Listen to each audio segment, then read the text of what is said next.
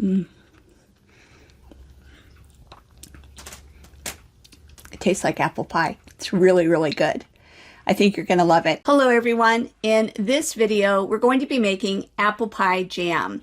I'm Rebecca from StockingMyPantry.com, and my goal is to help you do small batch canning the easy way. Now, this particular recipe is a little bit more involved than some of them, but from what everyone tells me, it's worth it. This is my first time trying it, and at the end, I'm going to do a little taste test to let you know what I think. Okay, but the prep work involved peeling and coring apples and then finely chopping them. Okay, so to help with the prep work, I used an apple peeler, not an apple peeler, an apple corer to take the core out, and that did make it a little bit easier. Now, the way that you do that is you press the corer into the apple, and I find that the apple is actually really hard, at least in this case, and so I found it helpful to kind of turn it and screw it in, and then it goes all the way through, and then you take it out and release the core. So that's how that works. I cut up the apples into chunks and put them into the food processor.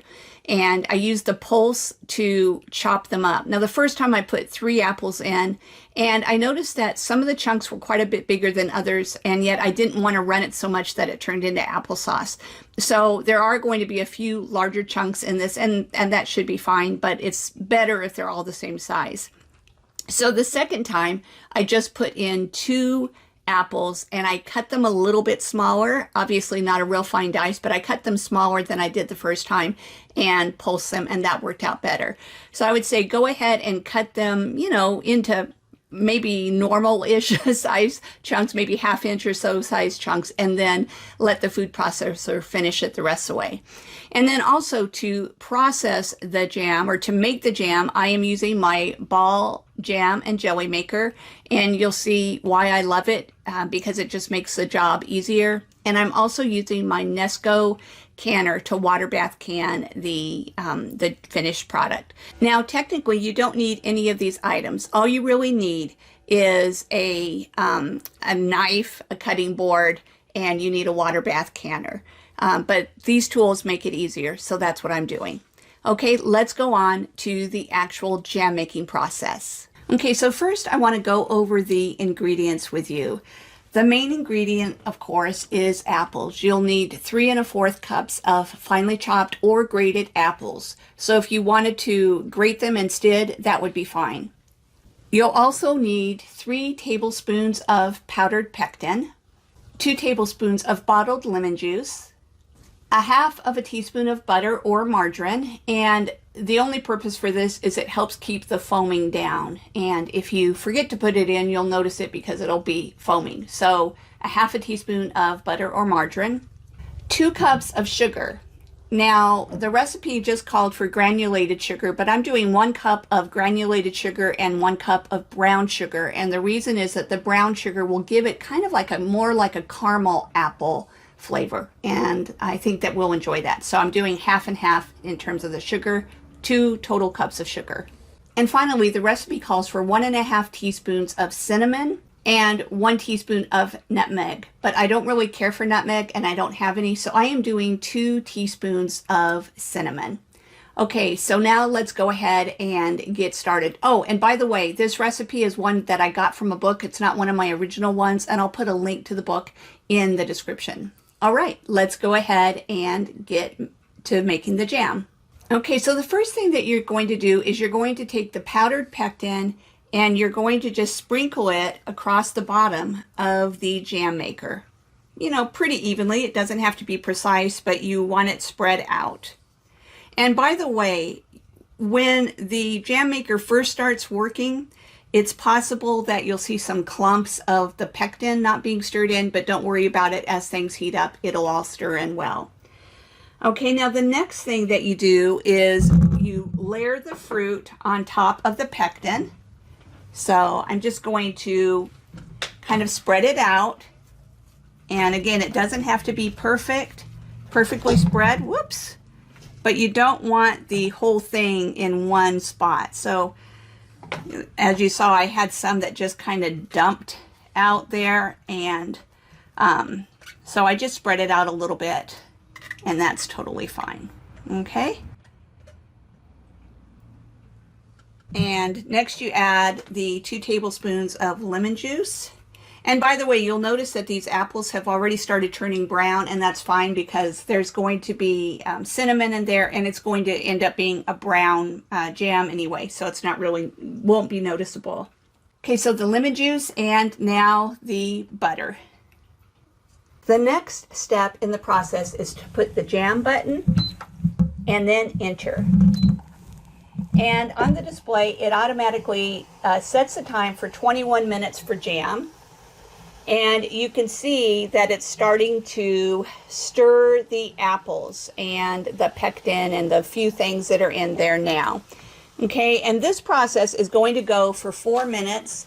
And then at that point, we'll go ahead and we'll add in the sugar and the cinnamon. So then you can see that I went ahead and I put on the lid, and in 4 minutes this will beep, and then I'll add in the cinnamon and the sugar. So I'll bring you back at that point. Okay, so we have less than a minute left now, and once the, oh, I don't know if you could hear the little beeping sound, but that meant 4 minutes was up, and it's now time to add in the sugar. So I'm going to remove the lid, and I'm just going to sprinkle the sugar around to where it's not all in one place.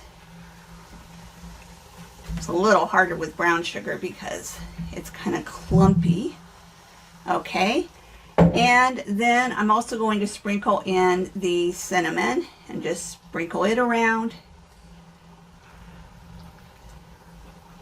Now, as this begins to cook, it's going to bubble up and everything, so I really don't think this is necessary, but I'm going to go ahead and just move down the apples that are up against the side of the wall. And you'll see once it really gets going, it'll just start bubbling up. And obviously the brown sugar is going to melt, everything will start melting. So I'm going to put the lid back on, and it'll be done in about 17 more minutes, 16 more minutes, something like that. And of course, I'll bring you back at that time. I did want to mention that while this whole process is going, I've heated my jars in my Nesco canner. So I've got water in there that's already heated up, and my jars are in there. So once this is ready, I'll be ready to fill my jars and do the actual canning process. Okay, there's now less than 1 minute left, and you are supposed to keep the lid on the whole time, but I just want to give you a peek at what it's looking like at this point. So there you can see how it's stirring. It's all nice and bubbly, and it should beep in just a minute, and then we'll move on to the next step. Okay, so you probably heard the little beeping sound. That means it's complete. And so what we're supposed to do at this point is press the cancel button and unplug it and remove the lid. Okay, so you can see it's still bubbling away. And it's very, very hot, as you can imagine. So you'll want to use a pot holder to remove the stirrer. And I'm just going to scrape off any little bits of it because I don't want to waste any of this. It looks too good. Okay, and I've got just a paper towel over on the side that I'm going to put the stirrer on.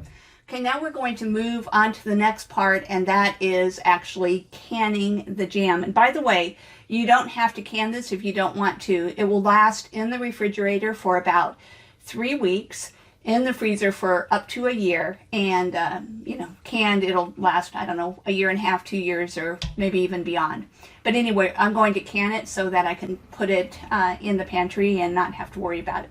So let's move on to the next part. Okay, so I have my canning jars ready. They've been sitting in the Nesco canner in hot water, so they are piping hot. And I'm just going to use a ladle to fill up each jar. I think it might only make 3 or 4 jars worth, but I've got 5 ready because it's always best to have more ready than you think you need. And the goal here is a 1/4 inch headspace, and I've got a little headspace measuring tool here, and it is actually, for a 1/4 inch, I don't know if you can see with this thing in the way. I'm going to move this to where you can see a little better. So with the 1/4 inch one, you go like so, and the jam should be touching the bottom of the rung, and it's not. So I'm going to go ahead and just add just a teeny bit more and then debubble it. And I'll show you that process. So I'm going to debubble it. And sometimes after you do that, you have to remove some or add some. Okay, so I'm going to just go ahead and I have just the perfect amount in. I've got exactly a 1/4 inch headspace. So I'm going to go ahead and fill up the other jars, and then I'll bring you back and show you the next step. Okay, so this actually made less than I anticipated. You can see I have 2 full jars and 1 partial jar. And this one, after I've debubbled it, it's a little bit shy of it being a 1/4 inch headspace. So I'm just going to take a spoon and just add a little bit more on, and that's probably gonna, yeah, that's perfect. Okay, now this is pretty messy, or I'm pretty messy, but anyway, I got some spilled over on the side. And so what it's important to do is I have some vinegar and a paper towel, and I am just going to go around the rims, the outside, all the threads, all of that part on the outside, and wipe it down. And this is important because if there's anything, any residue like on the rim or anything, it could keep it from sealing properly. So just get the paper towel wet and wipe the rim. And then we're going to put a lid on each one, and we're going to do it fingertip tight. So just put the lid in the center and put the ring on.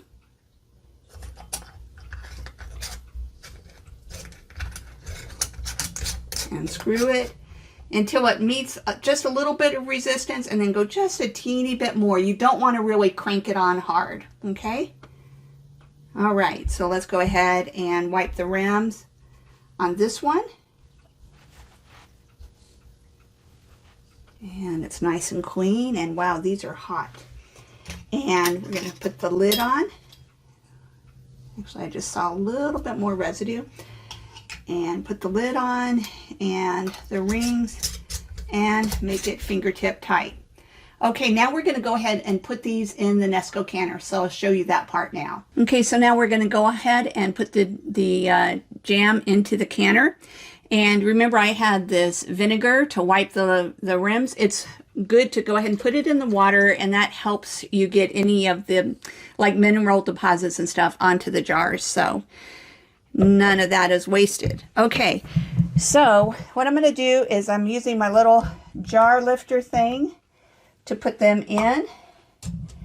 And now keep in mind, this water is very, very hot. That's why I'm using the jar lifter, because I've already heated up the water. Okay, so you want the canner to be full, and it's not, so I'm just putting in some empty jars and just going to add water to them so that they, you know, stay upright. And you can see that the jars are covered all of the way, the ones that I'm actually canning. But I want them covered about 1 inch, so I'm going to go ahead and just put in a little bit more hot water. It's always good to have some hot water ready to go. And now I'm going to close the lid and turn it until it locks in place. And I'm moving the valve to the exhaust position. Okay, and then the next thing that you'll do is over here on the control panel, you select water bath, steam. You put in the amount of time, and the time for half pints is 10 minutes. However, I am adding 5 minutes on because of my altitude. If you don't know how to adapt canning recipes based on altitude, I'll link to a video in the description that will tell you how to do that. But let me go ahead and bring mine up to 15, and I'm going to press start. Now when I press start, you'll see that this little thing, it's called the digital chase, starts to happen. that's going to keep going, and we're going to wait until there is a steady stream of steam coming out before I press start again, and then that will actually start the countdown timer. That can take a good 25 or 30 minutes, so I'll bring you back when it's at that point. So I was a little disappointed that I didn't get at least 3 full jars. However, on the plus side, I don't have to wait for the canning to stop to be able to taste this. So while I'm waiting for the canner to heat up, I'm going to go ahead and take a little taste test now and let you know what I think. And first, I just wanted to show you how nice and thick it is. So it thickened perfectly. It tastes like apple pie. It's really, really good. I think you're going to love it. And my husband wasn't ready for this, and I'm not going to turn the camera on him, but I'm going to have him take a taste of it as well and give his opinion. So. That's delicious. All right. So I have just my mom, who's 92, and we live with her. She's back in her bedroom, and I'm going to bring a taste back to her, but I'm not going to bring the camera over there. But at any rate, this passed the taste test. Again, my only disappointment was that it made such a small amount. I do have some apples left over, so I think I'm going to make another batch and just can it this afternoon or this evening. Okay, so I'll bring you back when it's finished, when it's ready to go to the next step on the canner. See you in a minute.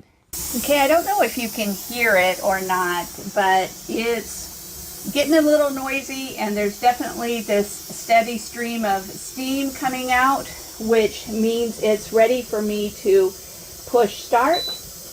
And you'll see that it now says 15 minutes, and the countdown timer will begin. Now again, if you are in an altitude of 1,000 feet or lower, you would set it for 10 minutes.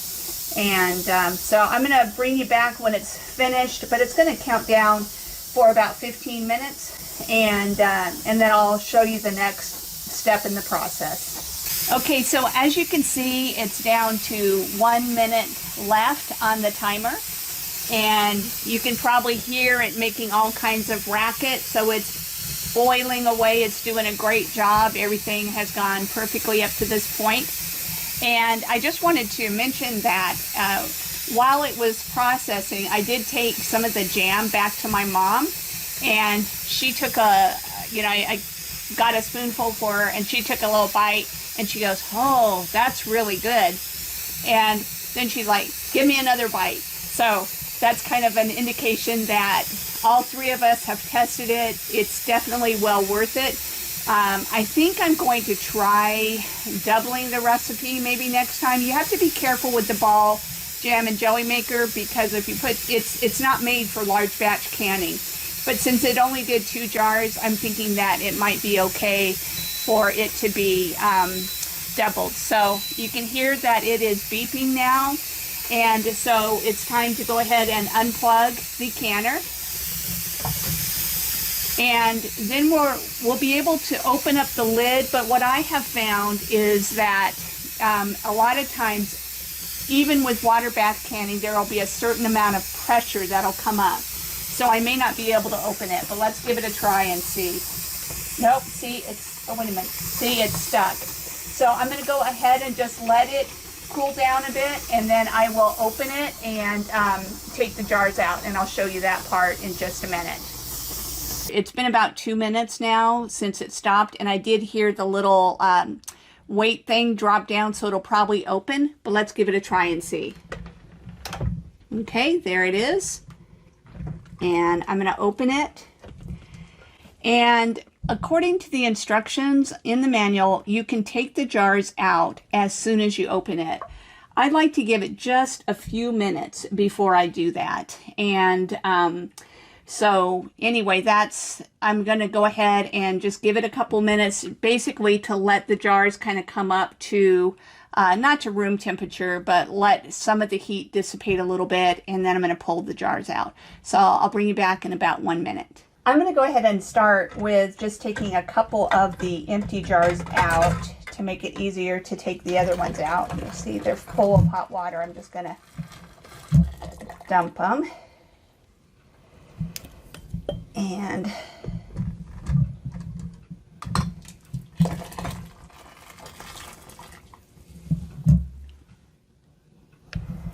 Now it should be easy enough to get the 2 jars that I've canned. And don't know how well you can see those, but that's what it looks like. And we'll put that down.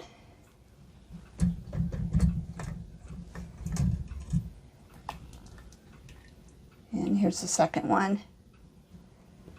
All right, so I haven't heard any of that glorious pinging sound yet, but that should be happening soon. So I hope that you enjoyed this video. If you did, I'd really appreciate it. If you would like the video, and if you would also subscribe to my channel. And by the way, coming up next, I'm going to make apple jelly. I think I'll call it apple pie jelly, to where it has the cinnamon in it as well, and yet it doesn't take the prep work of the apple pie jam. I think the apple pie jam is worth it, but if you don't want to go through the work of prepping the apples and all of that, you can make apple jelly that has cinnamon in it. And so I'm going to show you that in my next video. Thanks so much, everyone. Have a great day.